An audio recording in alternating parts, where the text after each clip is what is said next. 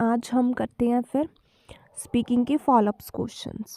ठीक है, उस दिन मैंने आपको क्यू कार्ड करवा दिया था, ठीक है ना, वो भी जंबो में। ठीक है, आज मैं आपको करवाऊंगी फॉलोअप्स क्वेश्चन। अच्छे से समझ लेना, बहुत सिंपल वे बताऊंगी, इजीली अंडरस्टैंड हो जाएगा। जस्ट जो जो चीज़ें बताऊंगी ना उसके ऊपर फोकस कर लेना। आई नो कि हर एक स्टूडेंट को डिफरेंट डिफरेंट प्रॉब्लम है। जो भी आपके डाउट्स है ना उसको आप साइड में लिख लो। ठीक है, आपको प्रॉपर 20 मिनट्स मिलेंगे, सभी के डाउट्स मैं क्लियर कर दूंगी, आपको कोई स्ट्रेस लेने की ज़रूरत नहीं है। ठीक है, अगर हम बात करें फॉलोअप्स की तो बहुत प्रॉब्लम आती है, क्या करना चाहिए, कैसे करना चाहिए। चाहे पार्ट 1 है, क्यू कार्ड है, फॉलोअप्स है, सभी के सैंपल आपको मिल जाएंगे। ठीक है, तो आज हम स्टार्ट करते हैं हमारे पहला जो फॉलोअप्स क्वेश्चन है उससे। What kind of people do you like to study or work with? किस टाइप के लोगों के साथ आप काम या फिर पढ़ना चाहते हो? Well, it's very interesting question for me. मैंने क्या बोला, ये बहुत इंटरेस्टिंग क्वेश्चन है।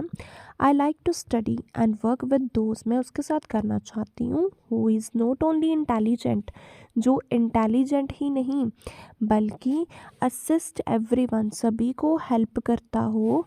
कब? During herculean situations. Herculean situations mean difficult situation के टाइम पर जो पर्सन किसी की हेल्प करता हो, इंटेलिजेंट हो, कोऑपरेटिव हो, स्मार्ट हो, उस टाइप के पर्सन के साथ काम या फिर पढ़ना चाहिए। ठीक है, do you think manager can be friends with this subordinate? क्या आप सोचते हो कि जो मैनेजर है वो अपने सबॉर्डिनेट का फ्रेंड बन सकता है? अकॉर्डिंग टू माई परस्पेक्टिव, मेरे परस्पेक्टिव के according certainly manager can be the companion with this subordinate. हाँ, बन सकते हैं, because this relationship will grow business as well as reduce conflict in the company. अगर ये रिलेशनशिप अच्छा बन जाए, अगर वो फ्रेंड्स बन जाए तो उससे क्या होगा, बिजनेस ग्रो होगा। क्यों? क्योंकि लड़ाई झगड़े नहीं होंगे। अगर वो फ्रेंड्स होंगे तो कोई प्रॉब्लम नहीं आएगी, म्यूचुअल अंडरस्टैंडिंग होगी। ठीक है, लड़ाई झगड़े नहीं होंगे तो बिजनेस ग्रो होगा। ठीक है, which one is more important for you, development and work related skill और प्रेज फ्रॉम योर सुपरवाइज़र? क्या चीज़ आपके लिए सबसे ज़्यादा इम्पॉर्टेंट है? ठीक है, स्किल में डेवलप होना या फिर प्रेज मिलना सुपरवाइज़र से?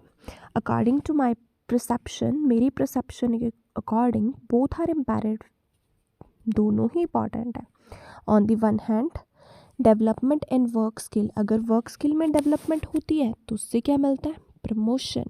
ऑन दी अदर हैंड अगर हमें प्रेज मिलता है सुपरवाइज़र से, it gives me inner peace, वो मुझे अंदरूनी खुशी देता, मतलब बहुत हैप्पीनेस मिलती है और मोटिवेट करता है मुझे वर्क हार्ड करने के लिए। दोनों ही मेरे लिए इंपॉर्टेंट है, उससे प्रमोशन होगा, उससे मोटिवेशन मिलेगी। नेक्स्ट क्वेश्चन है, should children be allowed to choose whom they want to sit with or it should be decided by the teacher? कि बच्चे को खुद डिसाइड करना चाहिए कि वो किसके साथ बैठेगा या फिर टीचर को करना चाहिए?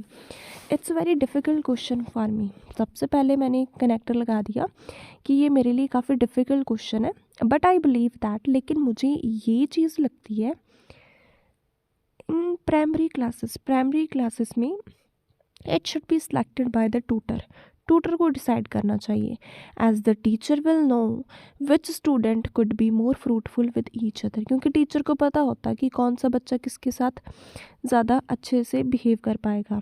ठीक है, इन सीनियर क्लासेस में क्या होगा, children out to choose their seat by themselves. Senior classes में वो खुद चूज़ कर सकते हैं, because they can understand who is better, क्योंकि उसको पता है कौन सा बच्चा उसके लिए बेनिफिशियल है, कौन सा स्टूडेंट नहीं है। ठीक है, उसको अंडरस्टैंडिंग होती है सीनियर में। तो प्राइमरी में तो टीचर करने चाहिए, सेकेंडरी में वो खुद कर सकते हैं। Should children be involve in management activities of the school? क्या बच्चों को इन्वॉल्व होना चाहिए मैनेजमेंट एक्टिविटीज़ में? एज़ पर माई ओपिनियन, मेरे ओपिनियन के अकॉर्डिंग एब्सोल्युटली हाँ, children should enrol in management activities, उनको मैनेजमेंट एक्टिविटीज़ में पार्टिसिपेट करना चाहिए।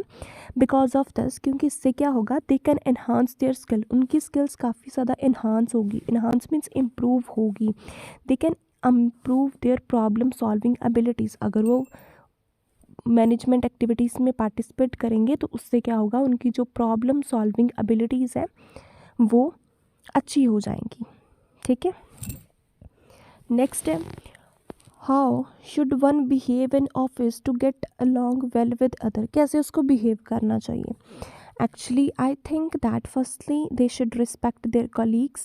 उसको अपने कलीग्स की रिस्पेक्ट करनी चाहिए। And always assist them during uphill conditions. जब भी अपहिल कंडीशंस हो, मतलब डिफ़िकल्ट कंडीशंस हो, तो उनको हेल्प करनी चाहिए। Apart from this one should behave nicely. उसको नाइसली बिहेव करना पड़ेगा। ठीक है, it is important for children in schools to get along well with others. क्या ये चीज़ बच्चों के लिए इंपॉर्टेंट है कि वो दूसरों के साथ अच्छे से बिहेव करें। Yes, it is important for children to get along well with others.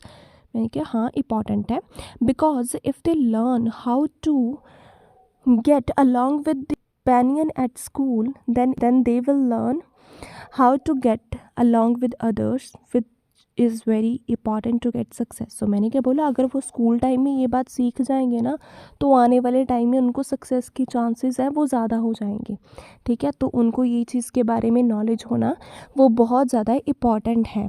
ठीक है, बहुत सिंपल आइडियाज़ लिखे मैंने, ज़्यादा कॉम्प्लिकेटेड नहीं लिखे हैं, सो दैट कि आपको अच्छे से समझ में आ जाए।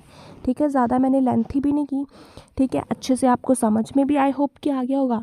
ठीक है ना, जस्ट मेन बात को अपने माइंड में क्लियर कर लो, ज़्यादा डीपली जाने की आपको ज़रूरत नहीं है। ठीक है।